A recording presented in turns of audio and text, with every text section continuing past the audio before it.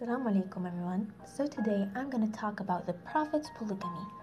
One of the most questions Muslims get asked is why your Prophet married a lot of women and why he married a 9 years old. Actually, it's a very easy question. So, our Prophet has married each wife for a wisdom, but he wasn't the only one who had many wives. As the Bible and the divine books mentioned that Prophet Abraham had 3 wives, Solomon had 1,000 wives, and Jacob had 4 wives. Peace be upon them all. But let's go back to our subject. Let's start with the main reasons Allah allowed him to marry more than one. First, to transform the details Prophet, peace be upon him, did inside his house accurately, because someone is supposed to enter his house to tell the details. And if he only married 1, 2, or even 4, our informations about him will be confined. And another thing is that almost all the wives of the Prophet were widows or divorced, which was unacceptable for Arabian. Before Islam, they considered the widows a shame for the family, and marrying a widow was like a curse in Arabia, and her children will be shamed from their mom. So the reason our Prophet married the widow and the divorced was mercy with them and to honor them. Also to be an example himself for his friend and Muslims. He didn't command anyone to marry them. No, he started with himself, and if he had a bad intention or loved women, why would he marry a widow or a divorced, and some of them were older than him? Another thing was for strengthening the Muslims by all bounds. He contracts some of these marriages to eliminate racial and religious prejudices. That's why he marries from Egypt, and he marries Christian and even Jewish. So our Prophet married 2 ways. Mohammed, the man, who married Khadija, which was 40 years old, and he was 25 years old. She was the first wife, and she was married before him twice and had many children. They stayed married for 25 years. And when the Prophet was at the age 50, she died.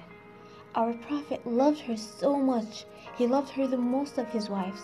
He was so sad after she was gone. He stayed single for 2 years. He couldn't easily forget. At the age of 52, Muhammad, the Prophet, married Sauda, the first widow in Islam. She was older than him and had 5 children, living between infidels lonely.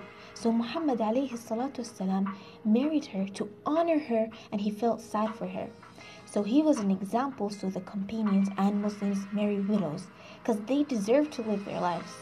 When the Prophet was almost 53, he married Aisha at the age of 9, which means that youth age ended, and if he wanted to have fun, he could have had it when he was younger. She was the daughter of Abu Bakr, the companion and the supporter of Muhammad, peace be upon him.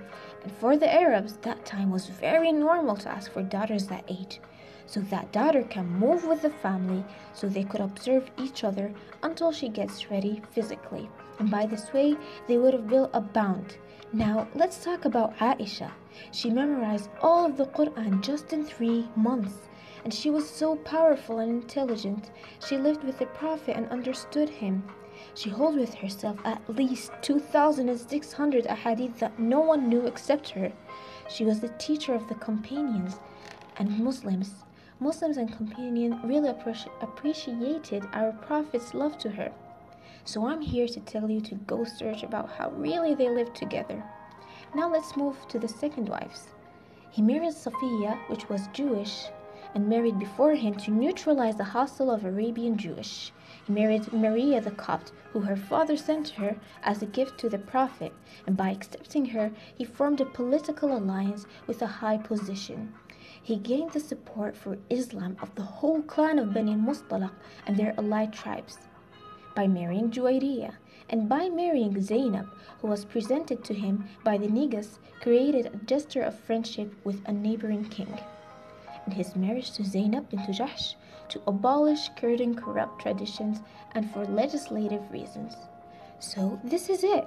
Every marriage was for a wisdom, of course. And if you read about the history of the Prophet Muhammad, peace be upon him, you'll find the perfect of mankind, how great he was with all of the creatures. Peace be upon him.